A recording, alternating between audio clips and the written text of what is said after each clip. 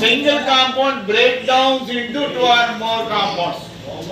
Simple substance గా మారిపోతుంది, విడిపోతాయి, ఒకటి కాబట్టి విడిపోవడం. అప్పుడే కాంబినేషన్ మనము ఏం చేసాము, రెండు మూడు కలిసి ఒకటిగా ఏర్పడడం, two or more reactants form into a single product గా ఏర్పడింది.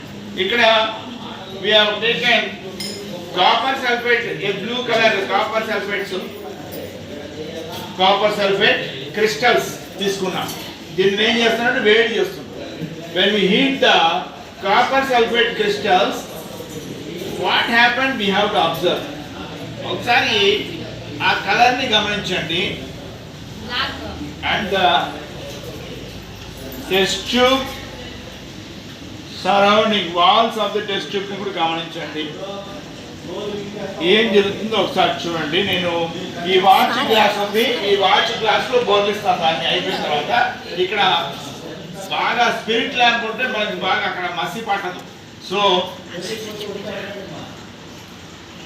While heating we can't able to see inside the test tube since it is a candle flame. If it is a spirit lamp or burner, we can able to observe inside the test tube. I will wait a little while, I will rub it and I will show you what happened in the test tube. The color of the copper sulfate also, we can observe the color also. It will turn into a white crystals. And if we observe the walls of the test tube, the walls of the test tube will form water vapors. Vapors of crystals, vapors of the copper sulfate. Copper sulfate లో బ్లూగా ఉంది కదా, అది వైట్గా ఉందంటే దాంట్లో hydrated copper sulphate అంటుంది. అంటే దాంట్లో నీటి అణువులు ఉంటాయి. So water molecules present in the copper sulphate, crystallisation of copper sulphate అంటారు. దానికి water crystallisation of water, water crystallisation అంటారు. దాంట్లో వాటర్తో కలిసి ఉంటాయి, అది అందుకే బ్లూ కలర్ ఉంటుంది. ఇప్పుడు నేను వేడి చేస్తే ఆ నీరంతా కూడా ఆవిరైపోతుంది. ఆ టెస్ట్ ట్యూబ్ చుట్టూ మీరు ఒకసారి నేను దగ్గర తీసుకొచ్చి చూపిస్తాను. నేను చూడండి, ఇక్కడ చుట్టూ వాటర్ డ్రాప్లెట్స్ వేసుకొని ఉంటాయి. చుట్టూ వాటర్ డ్రాప్లెట్స్ ఆ బాయిలింగ్ టెస్ట్ ట్యూబ్ చుట్టూ ఏర్పడతాయి. ఒకసారి బాగా వేడి చేసి బ్లూ కలర్ అంతా కూడా వెళ్ళిపోయిందంటే అట్టనేమి అక్కడ ఉండేటువంటి వాటర్ క్రిస్టల్స్ అంతా గోడకు అంటుకుంటాయి.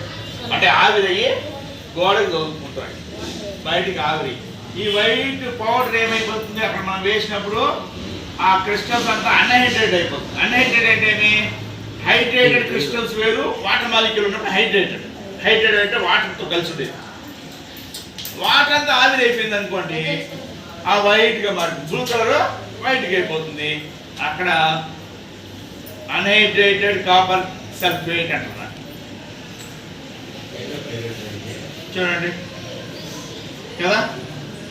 ఒకసారి నేను ఒక పేపర్ తీసుకున్నాను, ఒకసారి వైట్గా మాట్లాడు చెప్తాను, కొంచెంసేపు ముందు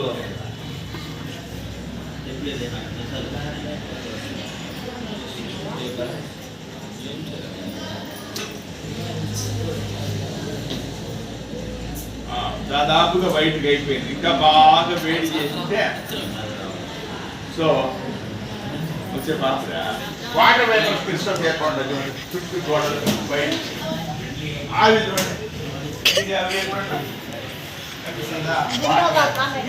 ఇవన్నీ వాటర్ వేపర్, ఇవన్నీ water vapour,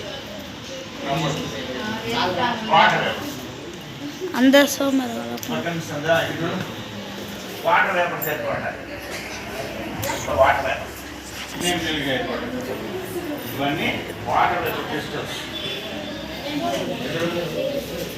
water vapours crystals ఏర్పడాలి కదా.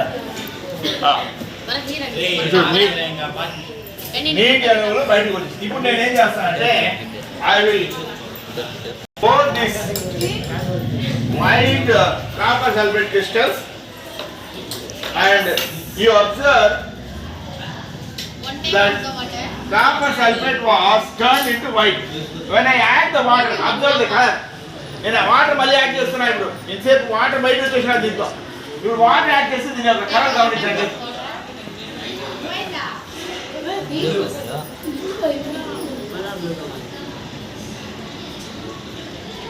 చూసారా అంటే మళ్ళీ బ్లూగా మారిందా లేదా అంటే దీన్ని బట్టి ఏమర్థం అవుతాం మీకు వాటర్ మాలిక్యూల్స్ దీంట్లో ఉన్నంత వరకు అది బ్లూగా ఉంది when we heated the copper sulphate crystals will be annihilated by duly removing the water molecules we can able to observe that the color will be vanished and it will turn into white color. Again when we add the water it will turn into a blue copper sulfate crystals. Okay na?